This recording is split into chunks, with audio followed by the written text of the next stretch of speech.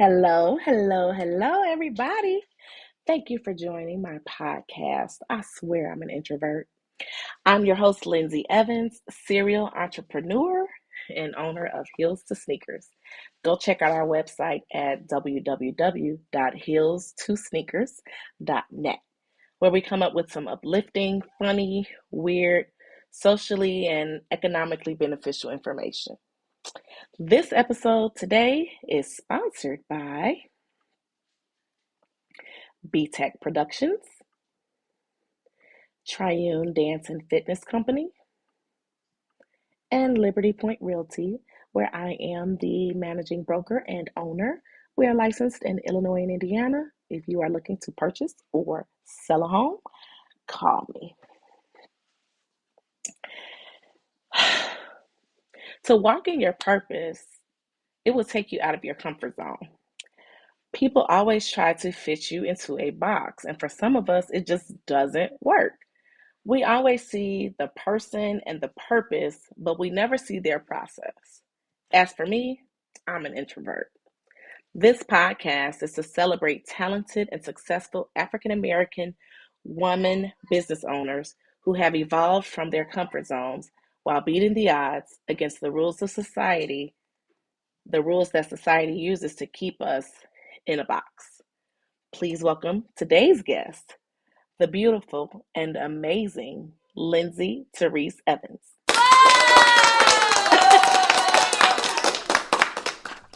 Y'all know I have no sense. Good evening.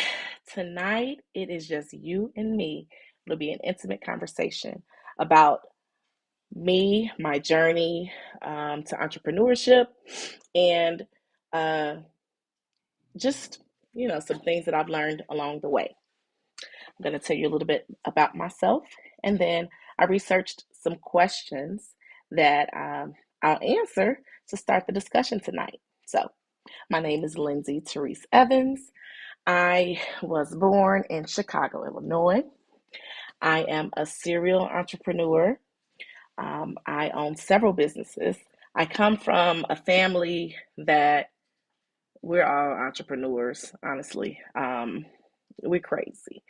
My mom was she worked at a very big bank in a very, very big position. She traveled the world. And then after good old 9/11, life changed and she became an entrepreneur. And I got to watch her grow businesses, build businesses, and help other people. My dad was a successful construction worker. I thought my daddy could do anything, but y'all know I'm a daddy's girl, so what else is new? In 2014, my dad started a fire sprinkler company doing fire protection services in mostly commercial buildings. He's worked in several high rises around the city, downtown, and everything. But he decided to open his own business, and I am now one of his I am his partner. Okay, it's just me and him. We are the only Black and woman-owned fire sprinklers company in definitely Illinois and in most of our surrounding states. So I had some big shoes to, well, I'm not trying to fill them, but I'm amongst some great people. So me, I've been working since, oh Lord, who knows? I started doing hair. I was always up to something. I was doing hair.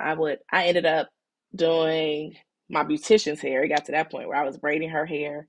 One day I found this crochet hair. This is when crochets were not big, everybody. I found this hair. I'm like, oh, let me see if I could, figure it out. So I did it on my hair, and you couldn't tell me I wasn't fabulous. Anyway, I got several clients just because people were like, oh my God, your hair's so beautiful. Who did your hair? I worked in two salons. I was in a salon in Indiana and in Illinois at the same time. I would start at 5 a.m. I do a 5 a.m. appointment in Indiana. I would go to my 9 to 5, and then I would go to my 6 o'clock appointment in Illinois. That's when I was younger and had like way more energy. But I started working at a very young age.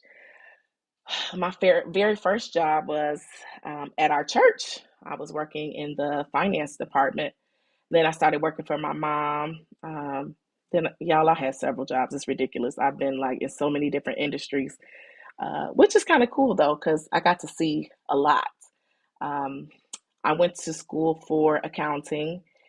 I love numbers, and I love how everything just has to work. Like there are rules. Like it is what it is. 1 plus 1 equals 2, always, no matter what. Um, then let's see. When I was in college, I started a dance and production company, and we put on this amazing production. Uh, and then I kind of stopped. But we'll talk more about that later. Uh, after working all these other jobs and things, I got into real estate. I was a property manager for several years. I went from being an administrative assistant to a senior property manager, and yeah, I had 4 promotions in 9 months. I think I liked it. Anyway, I opened up my consulting company. We are a operations management firm. It's Liberty Point Consulting. I also am um, the owner of Liberty Point Realty. I'm the managing broker. We're licensed in Illinois and Indiana. I also own Hills to Sneakers. I'm a partner in my dad's company, World Class Fire Protection. I'm actually a partner in one of my mom's consulting companies. I sit on the board for a nonprofit. I also have several clients that I work for and with to help them build their businesses and make their dreams come true. So, I mean, I do a little bit of everything, but I have an amazing team, and I'm really blessed to be able to wake up every morning and do things that I absolutely love to do. It doesn't feel like I'm going to work ever. So, that was enough about, the boring stuff. I'm going to go into the questions to let's have a conversation. So, answer number one, Lindsay, what all do you do? People always tell me, girl, you do so much. I mean, what do you do? Sorry, guys, for some reason, the stream stopped. So, here we are. I have an amazing husband, Brian. I have 2 beautiful children, Brooke and Blake. They are hilarious, and we have a great time together. But like I said, I have a consulting company, real estate company, construction company, um, non for profits.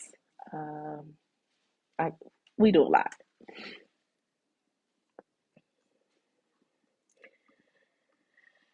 How do you handle work life balance? So, this is a very tough thing for entrepreneurs.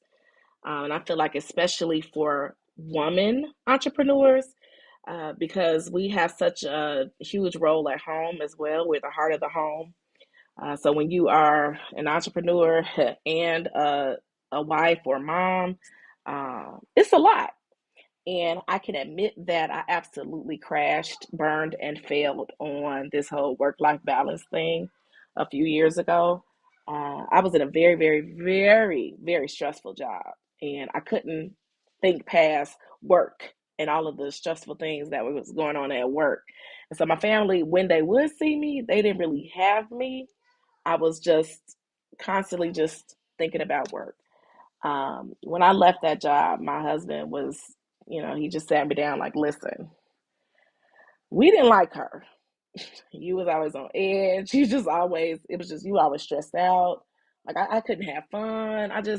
Y'all, it was so much on me. And so I decided at that point, you know what? I don't want to be her. I want to be able to enjoy my life, enjoy the blessings that God has given me, enjoy my children and my husband. So I decided that I have to set some boundaries. And so um, I work, well, okay, I work 7 days a week because of, my the fields that I'm in, but I absolutely make time and protect the time that I have for my husband and my children. And then the rest of my family, like we all still get together.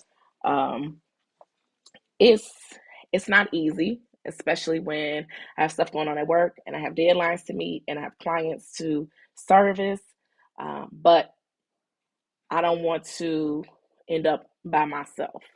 And so I had to put some things into perspective, do time management, really, really get the time management going so that I would make sure that I meet all my goals at work, service my clients, but also be there for my family. So if anybody tells you work-life balance, I think they lying. Because it's still a struggle. But I make a conscious effort to be intentional about the things that I do and how I build my schedule. I still fail some days. Some days are just terrible, but um, I bounce back. And my children, they have my attention when we're here. My husband has my attention, and they know that I am trying. I'm making an effort. They give me some grace, and so I think I got a good balance. I hope they would say the same. Number three, have you ever been harassed or discriminated against? Absolutely. Absolutely. Let's start off with the harassment. When I was in property management, I lived on site. I managed 762 properties or something, or 792 properties. Yeah, that sounds about right. And when I lived on site in one of my buildings, people were, they get upset. I have to collect rent. You know, we start off nice, and then like you still don't pay the rent, so then I got to kind of get like a little bit more stern, or there are different violations and things that I have to act on. I'm not saying that I love those things, but I had a job to do, so I've been threatened. I had somebody that sat in my office, would not leave. I had to call the police because he said he was not leaving. He just didn't understand why, whatever it was that he did that he couldn't do. Um, and I had some pretty interesting encounters. But yes, I have been harassed. Yes, I was working in a very predominantly white neighborhood. Um, when I'm talking on the phone, I sound like I'm Caucasian. And when people come into my office and I say, "Hey, I'm Lindsey," they're like, "Oh, you're Lindsey." Then the tables turn. Like that respect that I got before they met me, then they try to pull it because I'm black. Y'all, I'm so sick of that whole double standard thing. I know it is what it is. I know it's not going anywhere, but it is draining having to be a black woman in a predominantly white neighborhood or white industry where everybody thinks they're right and everybody's uncle is an attorney. Uh, it just, it's just so draining. They do not act the same with, my coworkers. They didn't act the same. So I was, I was definitely threatened. um, Called out my name. Oh my God. Discriminated against. Absolutely. I'm not treated the same. I don't get the same advantages as others. And it kind of comes with the territory. So I'm not saying it's right. I'm saying that I get it and I know how to work around it to still get things that I need done or things that I want. It's an art to being a successful, strong black woman. uh, Unfortunately, it is what it is. In in real estate as a realtor, oh my goodness. People look at me like, yeah, I don't want her to list my house. Like, ain't that nothing? Black is beautiful. We have some special things about us as black women that you be missing out on because you are discriminating against us because of the color of our skin. They don't care that we have the education. They don't care that we have the experience. It's still because of our appearance. I was laughing when I was diagnosed with vitiligo. I said, well, I mean, half white. They didn't think that was funny. But hey, it comes with the territory. I would be a fool to think that it would all be sunshine, blue skies, roses. It is what it is. So I think that's what makes us as Black women even more creative, because we have to endure and encounter these situations and still be able to get done what we need to get done. Number 4, how did you persevere through the tough times? Wow. Well, first of all, I have a very strong relationship with God. I believe in God, and I believe that I have absolutely nothing without Him. I am absolutely nothing without Him, and I will be foolish to stand here and pretend like that's not it, because that's what it is. But I, wow, tough times. I've had them. Um, I had a very, very, very life changing experience last year, and I'm coming up on my 1 year anniversary. I call it Warrior Day. I haven't spoke about this publicly for several reasons. Sometimes when you're in real estate, or you're in different positions in business, um, people may take your testimony as a weakness, and they may not want to work with you. And so I wanted to wait until I was strong enough to be able to share this um, this experience. So back in May of last year, um, let me back up even more. A few years ago, I was diagnosed with major depressive disorder and general anxiety disorder. It started, well, I've suffered from separation anxiety for several years, several since I was a little girl, because my mom would travel a lot for work. And so, not really addressing it or dealing with it, it just, snowballs into other things. And so, when I was diagnosed with those things a few years ago, it was right towards the end of the very, very, very stressful job that I ended up having to leave for health reasons. So I decided to go ahead and start taking medication. Um, mhm. Some of my family was supportive. Some of my family said they didn't want me on those pills because, that's all the people trying to do is to drug us up. I disagree. um, and so I was on medication. And so last year I needed an adjustment in my medication, but I was having a very, very, very, very bad low. I spiraled all the way down to the absolute lowest that I had ever been in. Hi, Brookie. Um, Brooke always wants to say hi when I'm talking. Uh, so I was having suicidal thoughts. I was crying uncontrollably. I couldn't get myself together. I was already in therapy, and shout out to my therapist. I love you so much. And I support therapy, y'all. It's nothing bad about it. It's nothing crazy. You're not crazy. Go to therapy. Um, my therapist couldn't get me regulated. My husband couldn't get me regulated. So my therapist told my husband to take me to the emergency room. Needless to say, they locked me up. They sent my husband home. They took all of my stuff, phone, everything. They locked it up in the room. I was in the room. They could have just had handcuffs on me. Like, that's how bad it was. And they left me there for hours. I kept calling for the nurse. The nurse would not come. They wouldn't tell me anything. The first time that somebody came in there was when it was the ambulance. I'm sorry, not the ambulance itself. The paramedics. They said that they're coming to. They were my ride. I'm like, my ride where? And they said some facility name. I said, well, what's that? And then they looked at me like, you don't know? No, I don't. They locked me in a mental institution. And it was the most horrifying experience of my entire life. And I have vowed to, once I was well enough, to be an advocate for people that don't have a voice, that get locked up in those facilities and don't get the help that they need. I simply needed an adjustment in my medication. They took that as, oh, Let's lock her up against her will. Literally, against my will. I could have signed myself in or not.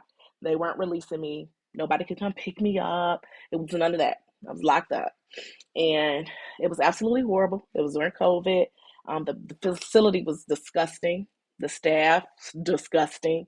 They my roommate said that before I got there, they hadn't cleaned the room or the shower or anything. So I'm just in other people's stuff. You know what I'm saying? Food was disgusting. Did I get any help? Really? No. It was very horrible. I did meet some amazing people though. But I can go into greater detail about that at a later date. But anyway, I finally got released, and I, I was on. They adjusted my medication, so I was able to go meet with my therapist, and then we were able to do some work. Because now I'm traumatized because these people locked me up against my will. I couldn't talk to my babies. I couldn't talk to my husband. None of my family, really. It was the worst experience of my entire life. But I worked with my therapist after that to um, basically make sure I don't ever get into that position again. And sometimes we need that. We need that moment to get things straight, put the right things in place so that our minds, our hearts, our spirits are protected so that we don't, um, have to face something so traumatic as that. So, long story short, how do I persevere? I prayed, I sought help, and I did the work. I had to show up every day and do the work. Whether I felt like it or not, I did the work. What are the biggest challenges to being an entrepreneur? Listen, money, um, people not, if you don't have like entrepreneur circles or friends, uh, people don't understand and they think you're doing too much or, um, why are you doing that or why are you not going here and why are you not doing this like we used to do? Because now your sights are set on your goal and your business. But one of the biggest challenges for me was to get funding, working capital. Another challenge was staffing. So in the beginning, you're doing everything yourself. And so you get burned out really quickly because you want to have this level of professionalism and you're only one person. So I'm blessed to be able to now have a team, to help me,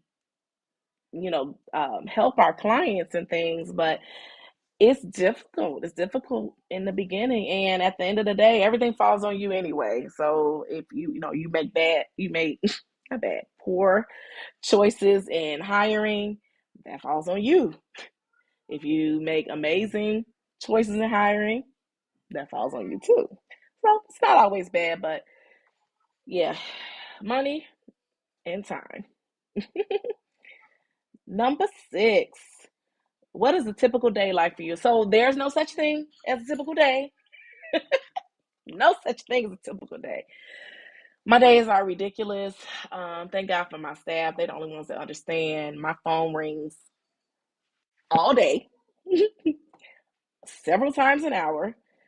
And I'm on the phone. The other phone rings. I'm picking up that phone. Somebody stops in. Somebody does this. I get emails. I'm like, it's ridiculous. Then throw in when I'm going to show properties. There's no typical day.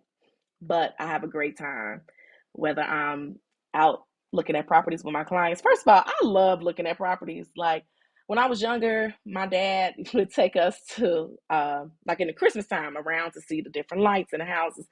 But I was being like a creep. I love to like see people in the house. Like when their windows are open, I'm like, ooh, what are they doing? What are they eating for dinner? What they got on? I just love to see how people live. So hilarious that I'm in real estate now, and now I see that all day long. Uh, but showing properties taking phone calls, answering emails, interviewing, talking with clients, servicing my clients, going to different events, doing networking. Oh, and then like my kids be want to eat dinner and stuff. They always ask me, "What's for dinner?" I said, "Well, who told you that you're supposed to eat 3 meals a day? Like, why you keep asking me what's for lunch, what's for breakfast, what's for dinner?" One night we had popsicles. I mean, it is what it is. Okay, don't judge me. Uh, so a typical day, no such thing. Don't you feel intimidated being the only woman in the room? Absolutely not. I love being the only woman in the room. Men aren't as, women, it would be nice if we all celebrated each other, but that's just not the reality. So, nope, I don't feel intimidated being the only woman in the room. I do feel intimidated when I am in the room with a bunch of people. I wouldn't say intimidated, I take that back. I'm an introvert. And so I'm like, it's just all these people around. I'd rather just be by myself or just with one person. Good old introvert tendencies. But intimidated, no. Um, when I'm in these other circles and neighborhoods where I'm the only Black woman, that part is a little bit more difficult because I'm still overcoming all the years of, the negativity that we've had to endure as a people.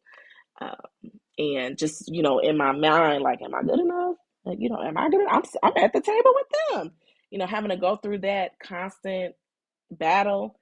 Uh, but the key is I show up. I go through it. They can never tell.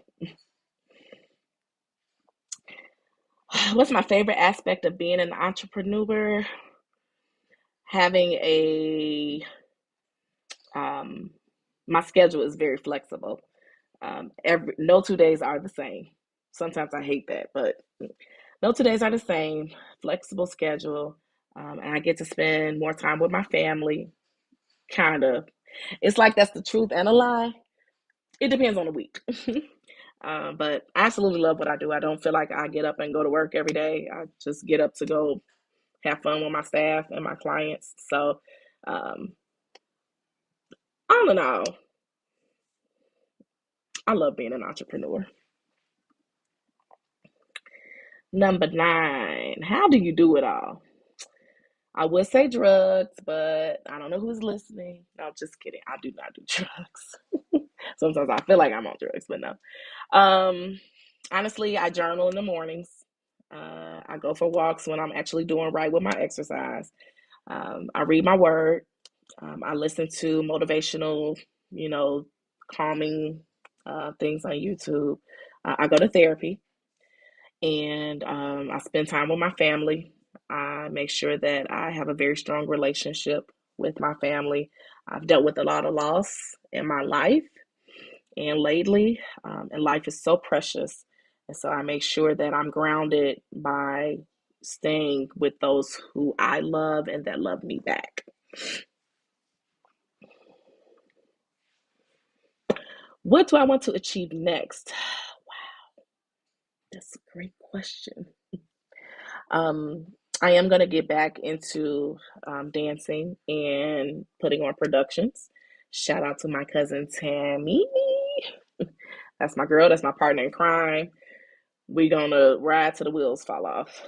Um, but as I continue to grow my businesses, my consulting business, my real estate business, I do want to get back into the arts.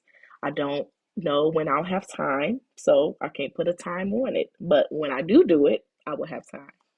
In the meantime, we're launching our property management department of our company. I'm actually excited to do this again. It'll be different though. I won't be the property manager. I'll be the boss, but still to be able to help people.